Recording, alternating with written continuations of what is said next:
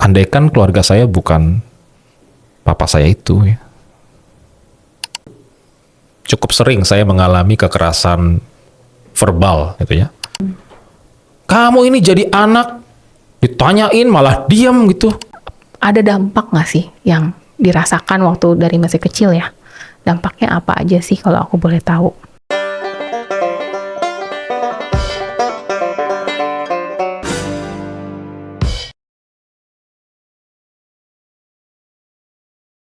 Halo dok. Halo. Oke, di sini ini podcast kedua kita ya.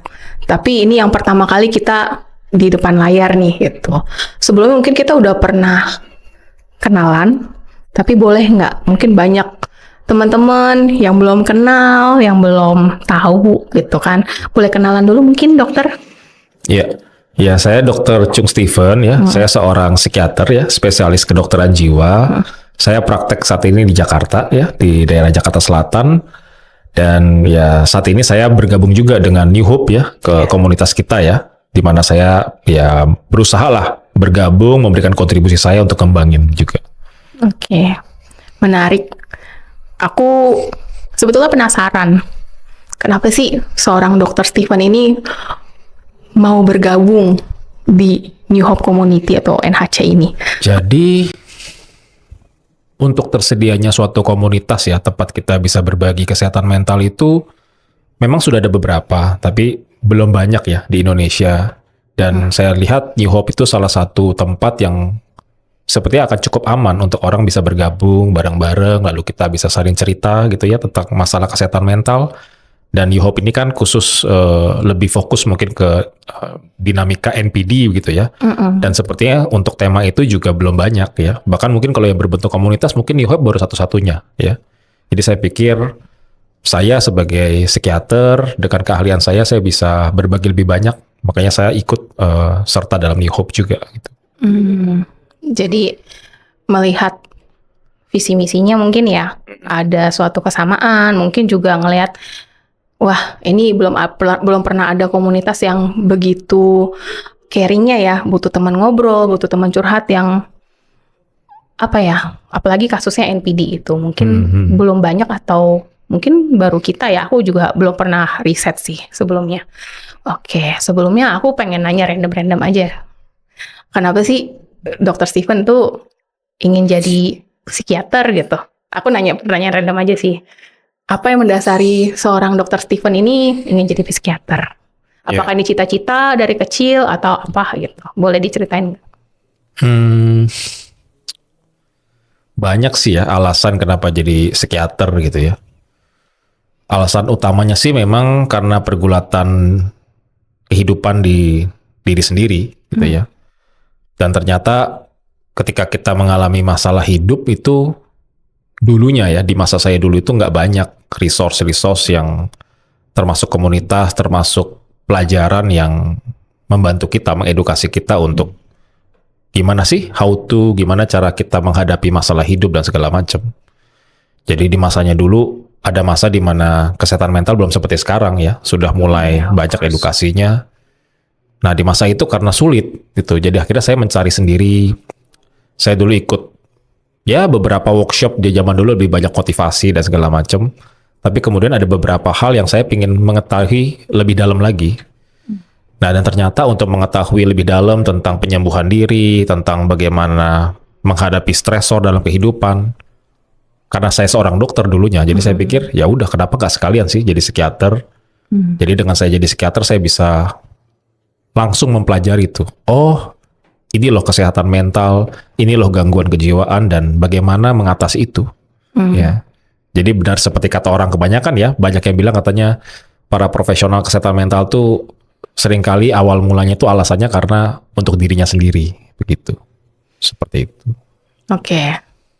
Bagus sih, menarik. Jadi hal ini juga yang aku ingin kulik juga nih. Tadi kan Dr. Stephen mention tentang adanya permasalahan dalam kehidupan lah. Ya pasti setiap orang atau setiap diri kita punya permasalahan hidup ya. Tapi aku jadi pengen tahu nih,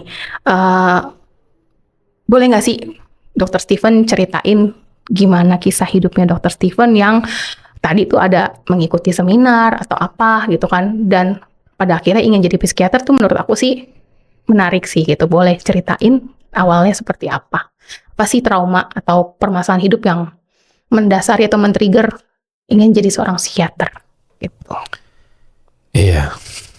Itu suatu pertanyaan yang sebenarnya cukup berat juga untuk dijawab karena banyak muatan emosional, banyak memori yang ada di balik jawaban dari pertanyaan itu. Mungkin kembali ke masa-masa kecil saya kali ya, itu yang sebagai dasar utama ya, karena sebagai anak dulu saya mengalami, kita bilang zaman sekarang tuh ya mengalami banyak trauma lah ya. Iya, betul. Jadi orang tua saya, terutama itu ayah ya, papa saya itu tipe yang cara mendidiknya tuh keras ya. Bahkan mungkin kerasnya sangat keras ya. Contoh kekerasannya itu ya cukup sering saya mengalami kekerasan verbal gitu ya. Jadi kata-kata seperti makian ya, kata-kata kebun binatang gitu ya. Kata-kata hinaan, bahkan dengan nada yang keras, kasar, itu cukup sering sekali saya dapatkan pas masih kecil. Ya bahkan kekerasan fisik juga ya. Kekerasan fisik berupa ya pukulan, tamparan, itu juga cukup sering ya saya dapatkan. Oke. Aku boleh nanya sedikit nggak? Di umur berapa atau di momen keberapa kamu ingat tentang verbal abuse itu atau pukulan itu nggak sih? Atau memang umur berapa sih yang Dokter Steven ingat gitu? Dari sejak umur berapa itu terjadi? Ya kalau kekerasan verbal termasuk fisik tadi, emosional juga gitu ya. Mungkin dari usia sangat kecil ya. Yang Dan diingat? iya, salah satu peristiwa yang mungkin sangat terngiang dan cukup mewakili gitu ya, cukup mewakili apa yang saya alami itu. Jadi ada satu peristiwa di mana waktu itu mungkin umur saya sekitar 5 mungkin ya, 5 atau 6 tahun gitu ya. Saya kurang gitu ingat, pokoknya sangat cukup masih kecil. Masih kecil. Iya, karena yang saya ingat pada saat itu saya lagi bermain ya, di ruangan bermain, dan saya pada saat itu bersama babysitter saya ya. Ya. Kenapa saya sama babysitter itu suatu cerita berbeda nanti ya, mungkin kita bisa cerita, tapi Boleh. singkat cerita saya ada babysitter yang ngurusin saya dan saya lagi main dan dia lagi sambil nyuapin makanan saya gitu ya. Nyuapin makan, waktu itu kayaknya makan menjelang siang waktu itu ya. Suasana menjelang siang, itu di lantai 2 dari tempat tinggal saya. Saya lagi bermain sambil disuapin. Saya seneng tuh main-main dan saya nggak konsen ya, saya lagi dikasih makan apa, pokoknya disuapin ya saya makan, saya sambil main, seneng segala macem, layaknya anak-anak gitu. Nah terus setelah saya selesai bermain, ya saya keluar lah dari tempat bermain situ, saya keluar, saya pengen turun ke bawah ya, kan 2 lantai, saya pengen turun ke lantai bawah, dan pada saat saya menuju tangga, di dekat tangga itu ada ruang makan ya, meja makan, ayah saya, papa saya lagi makan di situ. Nah pas papa saya ngeliat saya, dia nanya gitu, Steven, kamu makan apa tadi? Nah saya yang dari tadi memang nggak konsen gitu ya, saya bingung pada saat itu, tadi makan apa ya? Karena saya juga anak-anak ya ditanya kayak gitu. Iya, dan juga tadinya nggak konsen, nggak tahu lagi makan apa. Pokoknya saya dikasih makan apa, saya makan aja. Jadi tanya makan itu saya nggak inget gitu. Saya berusaha inget, saya diem, saya berusaha inget. Pas saya lagi inget gitu, tiba-tiba papa saya nadanya mulai naik. Hei, kamu ditanyain diem aja. Saya begitu dengar nada naik itu, saya shock gitu ya. Saya bingung. Saya muncul takut dan saya semakin cari apa. Tapi otak saya malah jadi susah mengingat karena dipenuhi ketakutan tadi ya. ketika saya susah mengingat, saya lagi mikir, saya lagi takut, papa saya makin marah lagi gitu. Kamu ini jadi anak, ditanyain malah diam gitu. Keluarlah kata-kata kasar ya. Ya mungkin nanti bisa disensor ya, dibilang gitu ya. Dia marah lah gitu ya pada saat itu. Dan saya saat itu makin shock, makin Freezing ya, mungkin Iya. beku ya. Karena iya. saking Jadi saya sekarang takutnya. ketika mengingat ulang gitu ya, ya saya bisa merasakan tuh rasanya tubuh saya seperti freezing, seperti kaku, dan otak saya stuck pada situ. Diteriakin, dimaki seperti itu. Dan ketika saya freezing seperti itu, ya papa saya malah makin seperti makin marah gitu ya. Dan cara dia saat itu adalah dia bawa tuh makanan dari meja makannya yang dia sedang makan, saya nggak tahu itu apa gitu ya. Dia bawa, dia samperin saya. Saya waktu itu ketakutan sama sekaligus bingung nih, dia mau ngapain, tapi udah cukup takut, udah cukup was-was. Momennya masih shock dan membeku gitu ya. Iya. Udah nggak tahu mau ngapain, ngeblank lah ya. Betul. Dia samperin gitu ya beberapa langkah. Tiba-tiba saya disiram.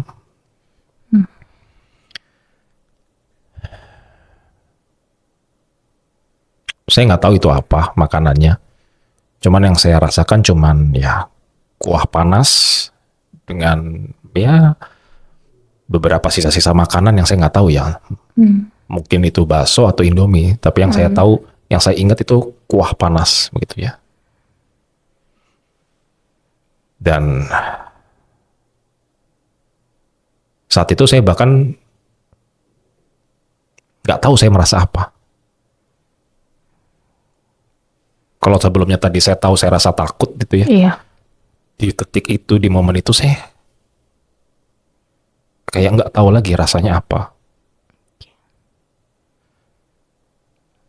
Saya benar-benar kayak ngeblank. Di perasaannya ngeblank, di pikirannya ngeblank. Merasakan ya kuah panas itu gitu ya. Pasti. Saya diam di situ. Dan papa saya pergi gitu aja. Ya saya masih diam beberapa saat. Dan saya kembali ke kamar. Dan ketika saya kembali ke kamar saya, ya udah saya hanya membaringkan diri saya di kasur dan saya menangis. Sendirian. Sendirian ya. Ya saya menangis. Bahkan saya nggak tahu saya menangis, saya butuh apa juga. Saat itu saya nggak tahu gitu ya. Saya cuma bisa menangis. Kalau boleh aku lihat sih dari kronologinya, mungkin itu memori yang pertama diingat ya.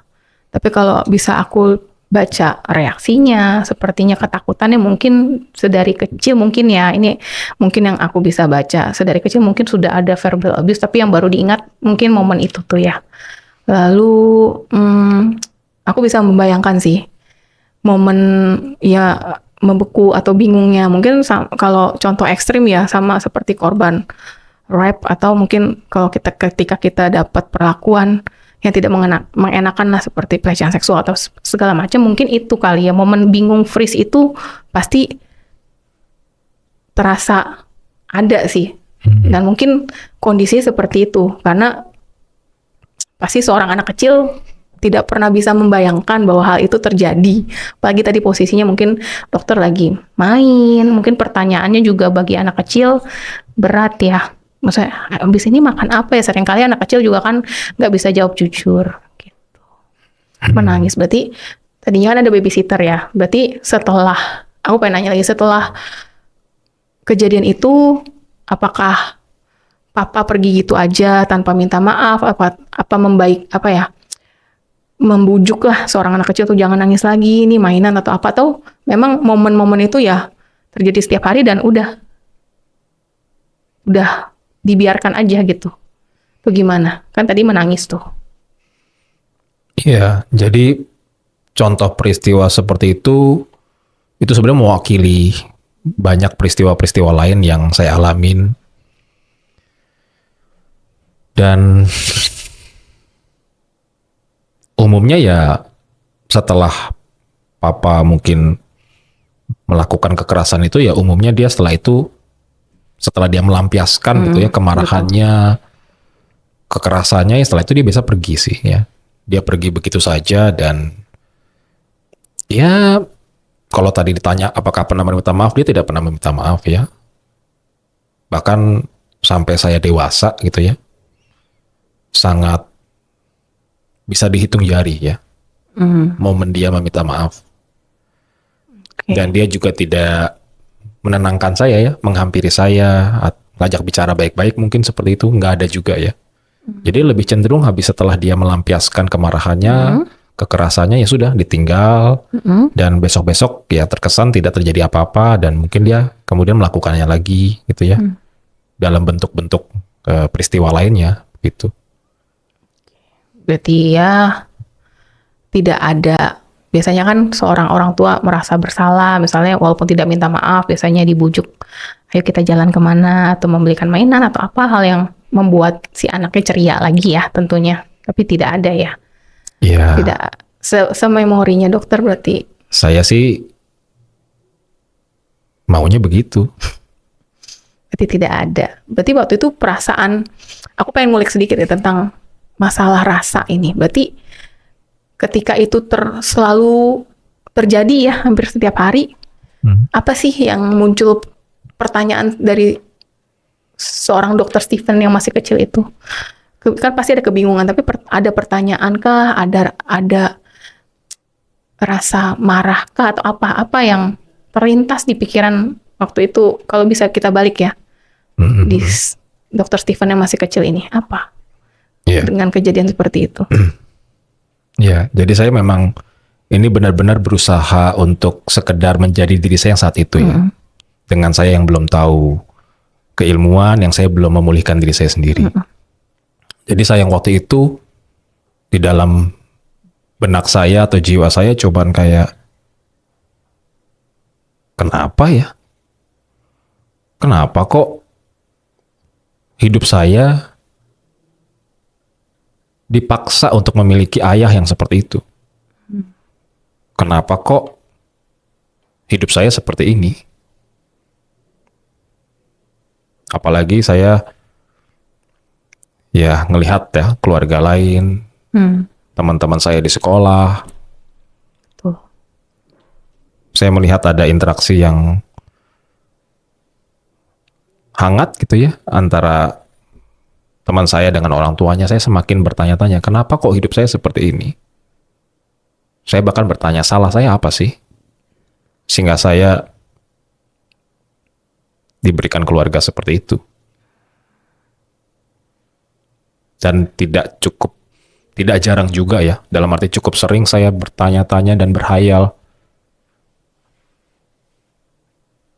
andaikan keluarga saya bukan papa saya itu ya, saya mungkin akan jauh lebih bahagia.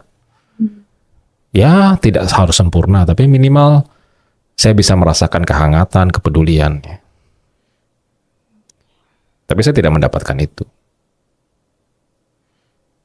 Itu yang terus berkecamuk dalam jiwa saya ya. Ditambah juga ketika terlalu sering ya berkecamuk seperti itu, ada masa-masanya saya hopeless ya. Karena saat itu ya otomatis masih anak kecil, masih remaja. Saya nggak tahu seperti apa yang saya tahu sekarang sebagai dokter jiwa ya. Saya nggak tahu cara mengatasi masalah, cara regulasi emosi, cara menyembuhkan diri ya. Saat itu saya nggak tahu apa-apa. Jadi saya cuma bisa hopeless, terpaksa, nggak tahu mesti gimana ngerubah situasi. Karena kan saya tergantung sama orang tua, saya bergantung sama dia. Betul. Jadi nggak ngerti ini mesti gimana. Gimana cara nyelesainnya? Jadi ada masa-masa saya saking tertekannya, saking nggak taunya, pernah tuh ada ide untuk mungkin kalau saya nggak hidup lebih enak kali ya, gitu. Pernah ada momen seperti itu. Itu di usia berapa tuh, Dok? Kira-kira. Seingat saya pada saat itu sekitar SMP ya, umur sudah remaja ya. Masa-masa remaja ya. Iya. Kalau aku boleh tanya sedikit soal perilaku ayah ya. Ini apakah hanya ke dokter aja atau memang ke sekeliling atau ke orang sekitar? Mungkin tadi babysitter. Apakah sama atau mungkin memang hanya ke anaknya saja nih? Melihatnya seperti apa Iya. waktu itu keadaannya? Jadi kekerasan dia sih memang ke semua orang ya. Tapi intensitas kerasnya memang ke keluarga dekat, ke saya itu lebih besar ya. Oke. Dia mungkin ya mikir-mikir juga kalau mau mukul orang lain ya. Jadi ke anak ya lebih keras. Ada pukulan, ada makian dengan kata-kata kasar ya. Tapi dia juga keras ke orang lain ya. Makanya babysitter saya ingat banget, itu nggak pernah tahan lama ya. Rata-rata sebulan ganti, 2 bulan ganti gitu ya. Nggak pernah ada yang tahan lama. Jadi saya selalu merasa ya ntar terganti lagi ya, ntar ganti lagi, baru lagi. Kayaknya paling lama yang saya ingat itu cuman bertahan 6 bulan. Cukup lama itu, ada satu yang bertahan cukup lama. Ya 6 bulan itu nggak ya. lama sebenarnya, Iya. tapi seingat saya itu yang paling lama gitu ya, yang bertahan, dan saya cukup bisa bahkan ikut jadi merasa sayang sama dia karena saya nggak punya siapa-siapa pada saat itu. Jadi ya itu, ayah saya itu keras ke semua orang, tapi ke keluarganya sendiri, orang yang makin dekat jauh lebih keras ya. Kata-katanya lebih kasar, lalu ada pemukulan juga. Jadi seorang dokter Stephen melihat sosok ayah yang seharusnya jadi pelindung, seharusnya jadi kepala keluarga yang memberikan contoh, memberikan suatu didikan yang baik, justru menjadi ruang yang nggak aman ya, dan ruang yang nggak nyaman, gitu kan. Dan aku ingin bertanya sih, dengan keadaan seperti itu mempengaruhi masa kecil dalam mungkin bergaul, bersosialisasi, ataukah dalam pelajaran juga, atau bagaimana? Kan itu kan aku percaya sih tumbuh kembang didik anak itu tergantung bagaimana orang tuanya bisa mendidik, bisa mengasuh, memberikan compassion atau rasa kasih sayang ya. Nah ini ada dampak nggak sih yang dirasakan waktu dari masih kecil ya? Dampaknya apa aja sih kalau aku boleh tahu? Ya, itu satu hal yang akhirnya saya pelajari setelah saya dewasa ya. Bahkan akhirnya saya pahami secara menyeluruh setelah saya jadi psikiater ya. Jadi saya merasakan ulang pengalaman traumatis masa kecil, dan kemudian saya memahami diri saya sendiri. Mengapa dan kenapa pada saat nantinya saya dewasa, saya menjadi orang yang seperti saat dewasa ya. Yang meskipun itu sudah saya pulihkan ya, setelah saya jadi psikiater, saya melakukan berbagai proses metode untuk memulihkan diri sendiri. Tapi ada masanya ketika saya waktu itu remaja menjelang dewasa gitu ya, SMP dan SMA itu, saya jadi orang yang sangat-sangat tidak bisa berkomunikasi dengan yang lain. Ya. Jangankan komunikasi seperti ini ya komunikasi berdua, apalagi Betul. dengan rekaman seperti Iya. ini ya. Dulu komunikasi dengan teman aja gitu ya, sebangku, itu saya bisa gemeteran kalau ngobrol. Saya nggak tahu apa yang harus saya sampaikan. Saya takut saya salah ngomong. Saya takut saya nggak diterima. Saya begitu gugupan orangnya ya. Begitu jadi penakut, pemalu. Sehingga seringkali saya memilih untuk menyendiri